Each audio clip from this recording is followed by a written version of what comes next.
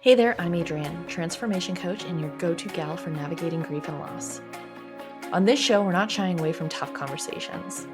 Let's talk about how we're really feeling and how to show up in our lives even though so many hard things have happened. Loss and grief are tough topics, but witnessing each other's pain and getting really honest about what we want our lives to look like in our next chapter is the way forward. You're not broken. You deserve happiness. And even though you might not think that's possible, or even feel like your life is over, I'm here to show you that you can feel peace, purpose, and joy again. Let's talk about all things change, loss, and grief, and how to move forward so we can create a life we love. Welcome to the Living with Loss podcast. Hey there, I'm Adrienne. Welcome back to Living with Loss. Today, we're going to explore a question. Following times of loss, or when we're in the midst of grieving, we can be very worried or anxious about additional losses, especially if you've experienced multiple losses stacked upon each other. Typically, when you experience a loss, there's the loss of that thing, right? So let's use the example of your partner died. With your partner dying, with that loss, comes a whole host of other losses. It might come with the loss of friends, right? Like all of these couples are coupled up and they're there for you after the loss. But then after a while passes, you don't quite fit, right? You're not part of a couple anymore. So some of those friendships start to fall away, or you lose part of your identity. You identified yourself as this person's partner.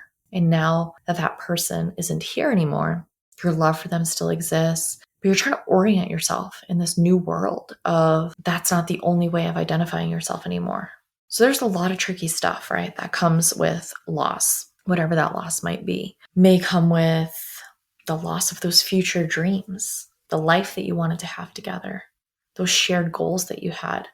You've lost all of that now that you lost your person. So this is just one example to highlight the fact that when there's a loss, a singular loss, there's usually secondary losses that come with it that aren't always readily apparent with the loss as it's happening. So with this in mind, I think if you're somebody that has experienced grief, you've experienced loss, you know that you can start to get anxiety around losing things. You worry, if I get too attached, is it going to last? Is this person still going to be there for me?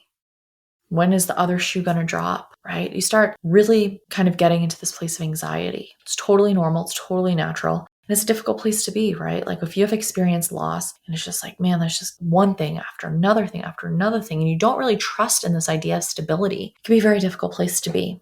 And that can start to cloud everything. It can start to cloud how you see yourself, how you see what's possible in your life. It can just become this very tricky landscape to navigate. And so with that in mind, I just want to invite you to explore the question, what would you want if you could be guaranteed that you didn't have to lose it? What would you want if you could be guaranteed that you didn't have to lose it? I like this question a lot because it strips away that outcome that we're afraid of. That if we go after this thing, if we try for this goal, if we get into this relationship, if we want this thing, we're just going to lose it. So this question takes away that outcome of losing it.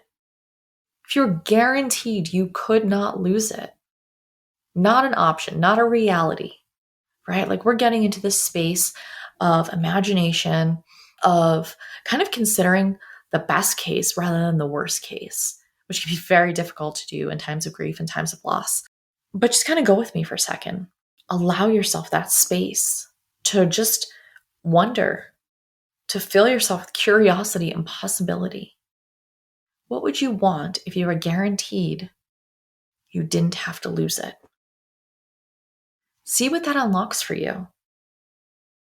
Maybe close your eyes, take some deep breaths, and just think about it. What would you want if you were guaranteed you didn't have to lose it? And just sit with it. See what comes up. Don't judge whatever comes up. Don't think about whether you should or shouldn't want the thing.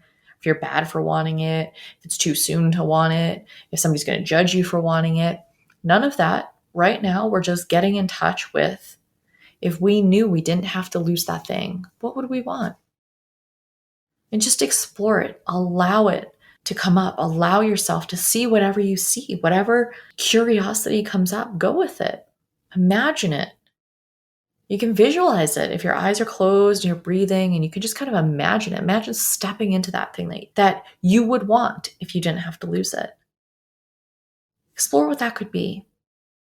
And when you have an idea of some of those things that you would want if you didn't have to lose it, I want you to write them down. Or if you're not a writer, if you're like, I'm not going to write, I don't like journaling, which that can be tough sometimes, right? Like putting words to paper. For me, I find writing to be one of the most comforting things in the world, but I know that that's not everybody. So if that is not your mode of processing, I invite you to do like a voice note on your phone and just describe what that is. What would you want if you were guaranteed you didn't have to lose it? Allow yourself to jam on that, right? Like free flow, see what comes up. Allow your mind to go anywhere. Like I said, we're in a space of imagination and possibility. There's no restrictions. You can't lose this thing. Whatever it is that you want, can't lose it. Allow yourself to want it. And then I want you to write it down or do the voice note because I want you to capture that. I want you to capture that desire. And the reason for that is when we're in difficult times, we're in emotional turmoil, we've lost something, when our emotions are kind of all over the place, we can have difficulty getting through the moment, getting through the hour, getting through the day. So envisioning a future and creating these new goals can feel like an impossibility. And it may feel like an impossibility for a while, wherever you are in your grief, your loss. And I don't want to rush that. I'm not saying push through and set these goals. That's not what this is about. This is just about getting curious. If you could remove that anxiety, that worry of losing something, because we've lost stuff and that's scary. And we are so aware of the lack of control that we have in the world and our circumstances and the people around us. When you've lost stuff, especially stuff that matters to you, that becomes so obvious. It's just kind of removing that anxiety, that worry, and we're living in the space of possibility. We're playing with possibility. We're getting curious. That's what this is all about. So I want you to just really think on it, and then I want you to record it or write it down. What would you want if you could guarantee that you didn't have to lose it? And the reason for this, again, is because when we get really honest with ourselves, we take all of the fear and the restriction and the limitation away, and we allow those things to bubble up. Maybe that's not a place that we want to explore right now, but that's a place that we want to return to in the future. And maybe you are in a different place at some point and you do this exercise again. It's completely different, and that's totally fine. But maybe some of what comes up when you do that now will still be true when you do it again. Or maybe one of the things that come up that you write down, that you do the voice note on, one of the things on that list kind of sparks a little curiosity in you, makes you wonder, if this were possible, if I wouldn't lose it, if I wasn't afraid of losing it, what would that look like?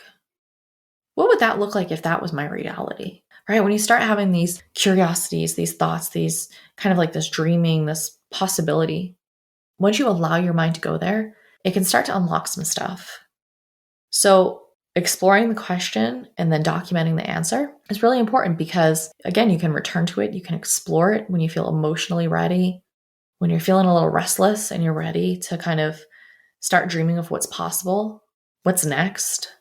Right? We're not getting over our loss. We're not forgetting about it. We're carrying it with us. It's part of us. It's part of who we are. But this question unlocks the possibility. When we remove all the fear and the anxiety, what would you want? I hope this is helpful for you. I invite you to explore the question and feel free to share the answer with me. Tag me on Instagram @_Adrienne Crowley and let me know what came up for you. I'm wondering, what would you want if you could be guaranteed you wouldn't have to lose it? Allow yourself to dream, get curious, explore what's possible, and just see what comes up. Until next time, I hope you have a fantastic week. That's it for today's episode, my friends. Thanks so much for joining me on the Living with Loss podcast. Please like and follow the show so you don't miss an episode.